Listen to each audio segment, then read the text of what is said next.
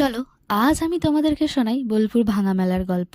হ্যাঁ, যে পৌষ মেলা হয় বোলপুর শান্তিনিকেতনে, সেই পৌষ মেলার ভাঙা মেলার গল্পই আজ আমি তোমাদেরকে শোনাবো। সবাই তো ফুল মেলা দেখায় বা ফুল মেলার ব্লগ দেখায়, তো আমি আজকে দেখাবো ভাঙা মেলার ব্লগ। হ্যাঁ জানি অনেক দিন আগেই মেলাটা হয়েছে, পৌষ মাসে, এখন প্রায় ফাল্গুন মাস পড়তে যাই, মানে ডিসেম্বরে হয়েছে, এখন ফেব্রুয়ারি চলছে। আমার কিছু প্রবলেমের কারণে আমি তোমাদেরকে মেলার ভ্লগ দিতে পারিনি, অনেক দিন আগেই আমি গেছিলাম।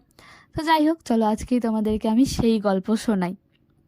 তো মামার বাড়ি থেকে ফিরে আসার পরের দিনই আমি মেলা গিয়েছিলাম। তো ভাবছিলাম কার সঙ্গে যাব, কিভাবে যাব না যাব, সেই ভেবেই মোবাইলে একটা স্ট্যাটাস দিই যে কেউ কি যাবে আমার সঙ্গে। তখন আমার বোন বলল যে চলো দিদিয়া, তুমি আর আমি মিলে ঘুরে আসি। যেমন কথা তেমন কাজ, অমনি রাতের বেলায় কথা হয়ে সকালবেলায় বেরিয়ে গেলাম আমরা দুজনে মিলে মেলা দেখতে। তো দিনটা ছিল 29শে ডিসেম্বর, একদমই ভাঙা মেলা। তো ভাঙা মেলা বলতে গেলে যে একদম পুরোপুরি ভাঙা মেলা থাকবে, কিছুই যে থাকবে না, মানে সেই অর্থে কিছুই ছিল না, তো সেটা ভেবে উঠতে পারিনি। তো যাই হোক, শেষ পর্যন্ত যে মেলা যাওয়া হয়েছিল এটাই অনেক। তো hey everyone, welcome back to my channel and welcome to my another new vlog video. তো আশা করি তোমরা সবাই খুব খুব ভালো আছো। আর আমি সুদীপা আবারও চলে এসেছি নতুন একটা ভ্লগ ভিডিও নিয়ে। তো আমার ভিডিওতে তোমাদের সবাইকে অনেক অনেক ওয়েলকাম। আমি প্ল্যাটফর্ম থেকেই ভ্লগটা শুরু করেছিলাম। আমি আর বোন প্ল্যাটফর্ম দিয়ে হেঁটে হেঁটে যাচ্ছিলাম, পেছন দিক দিয়েই ঢুকেছিলাম, যেদিক দিয়ে আমাদের এখন যে নতুন বাস স্ট্যান্ড, সেই বাস স্ট্যান্ড থেকে যেতে কাছে হবে, তাই জন্য খুব তাড়াতাড়ি হাঁটছিলাম, কারণ ট্রেন আসার আর মাত্র কিছুক্ষণ বাকি ছিল। আমাদের পৌঁছাতে অনেকটা লেটই হয়েছিল, তো তাড়াতাড়ি করে যাচ্ছিলাম যে ট্রেন যদি চলে আসে এরকম ভেবে। তো হ্যাঁ, দিনটা ছিল 29শে ডিসেম্বর, আবারও বলছি। তো মেলা একদম 4 দিন হওয়ারই কথা ছিল, এবার স্ট্রিক্টলি বলে দেওয়া হয়েছে যে মেলার হবে না। তো সেই আমরা খুব চিন্তায় ছিলাম যে আদৌ মেলা গিয়ে কিছু দেখতে পাবো তো না পাবো না, এসব ভাবতে ভাবতেই ট্রেন চলে এলো। আমরা যথারীতি ট্রেনে চেপে চলেও এলাম প্রান্তিক স্টেশনে। আর স্টেশনটা দেখো চারিদিকে লোকে কেমন গিজগিজ করছে। ম্যাক্সিমাম এখানে যে ম্যাক্সিমাম লোক ছিল সবাই কিন্তু মেলা দেখতেই যাবে।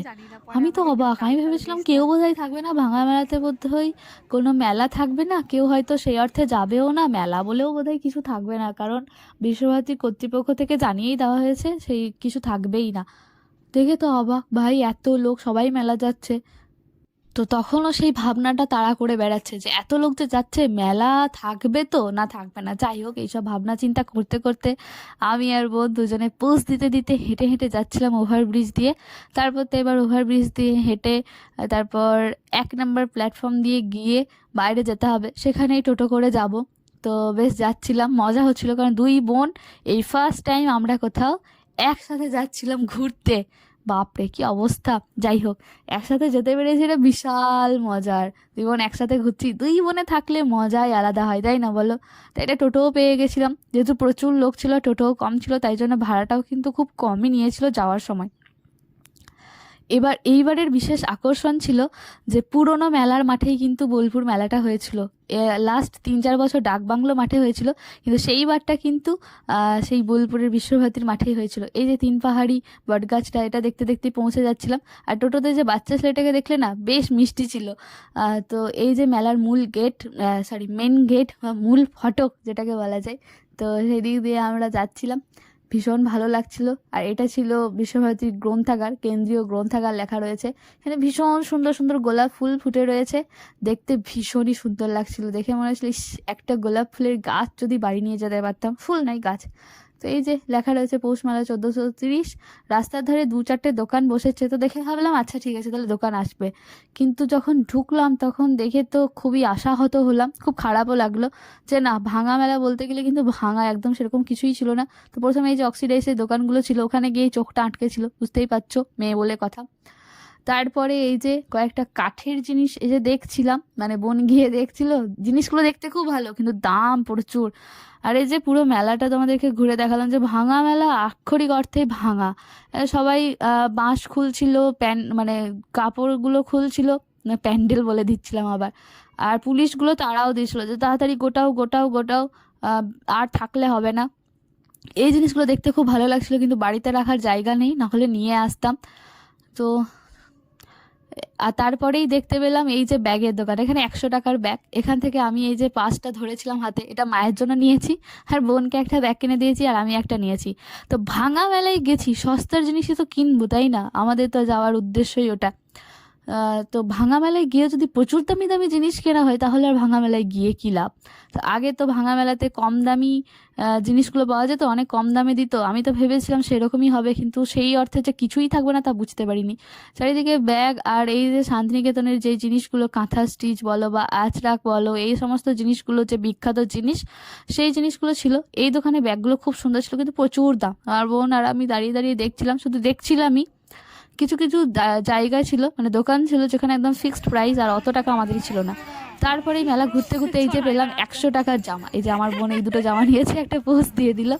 তো এখানে বেশ ভালো 100 টাকায় যে আজরাক জামা বলো বা এই যে কলমকারি প্রিন্টেড এই জামাগুলো ছিল বা কাঁথা স্টিচের এই জামাগুলো কিন্তু 100 টাকায় পাওয়া যাবে না।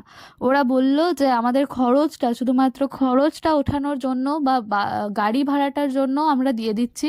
কারণ সিরিয়াসলি বলতে গেলে যারা শান্তিনিকেতন আসে বা খোয়াই আসে বা প্রান্তিক আসে তারা জানে যে 100 টাকায় আজরাক বা খাদি কাপড়ের বা কাঁথা স্টিচের জামা কাপড় পাওয়া যায় না। এটা বেশ সস্তায় পেয়েছিলাম।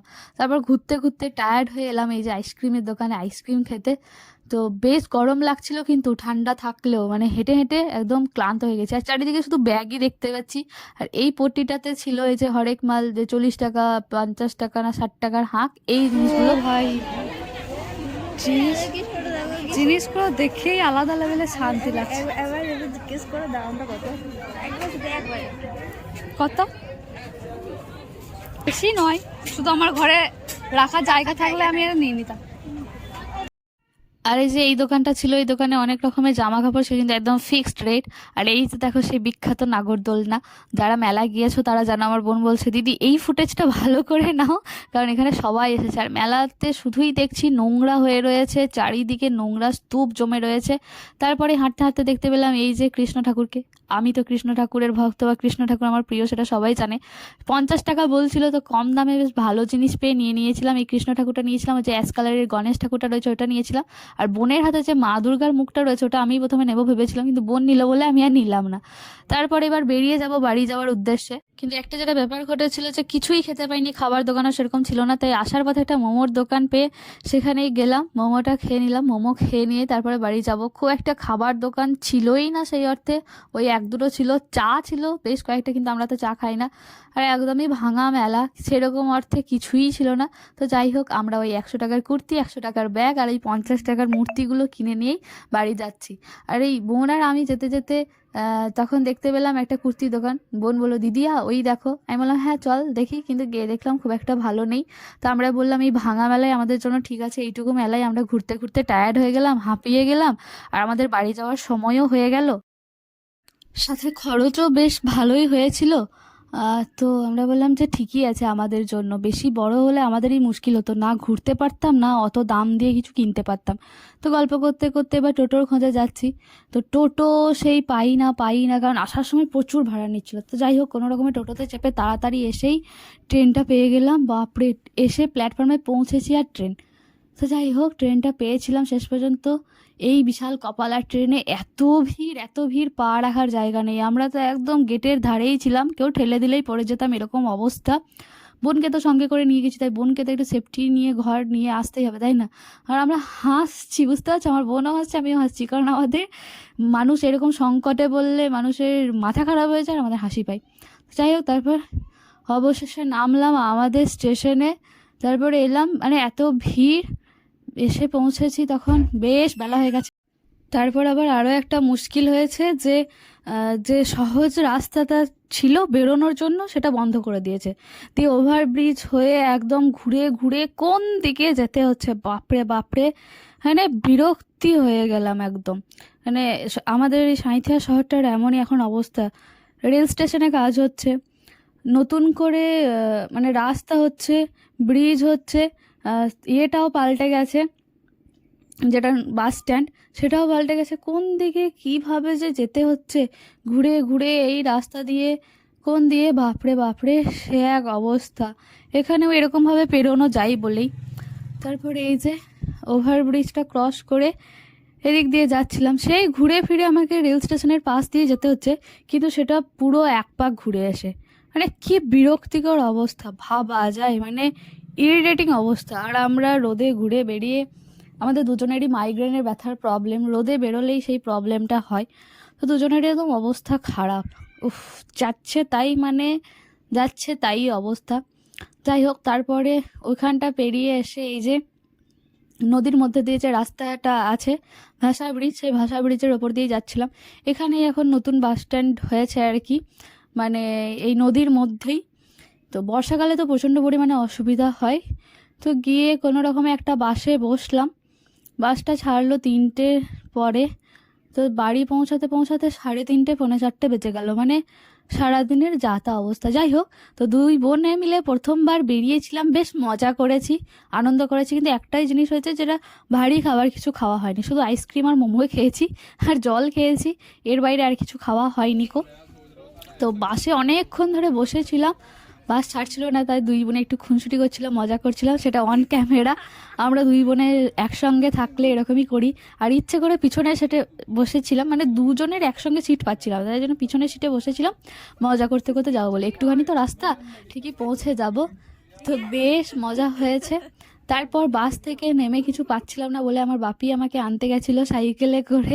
বাপির সঙ্গে এলাম, হেঁটে হেঁটে আসতে হবে বলে। আর বাড়ি পৌঁছেই দেখছি যে মা দাঁড়িয়ে রয়েছে রান্নাঘরের সামনেই, একদম আমাকে খেতে দেবে বলে। না খেয়েই তো এসেছি, আর সারাদিন ঘুরে বেরিয়ে শরীরের কঠিন অবস্থা, ধুলো ভর্তি হয়ে গেছে চুলে, একদম ধুলো মেখে আর কি অবস্থা, উস্কো খুস্কো যাচ্ছে তাই। তো খেয়ে দিয়ে তারপর স্নান করব আবার। আর সারাদিন মহারানী আমাকে দেখতে পাইনি বলে ওর খুব মানে মন খারাপ ছিল, তাই জন্য খুব আদর করছে। তো এই ছিল ভাঙা মেলার গল্প বা ভ্লগ। তোমাদের কেমন লেগেছে অবশ্যই কমেন্ট করে জানিও, একটা লাইক কমেন্ট করে দিও। আর যারা নতুন দেখছো তারা অবশ্যই সাবস্ক্রাইব করে দিলেও। চলো আজকের মতো টাটা, রাধে রাধে।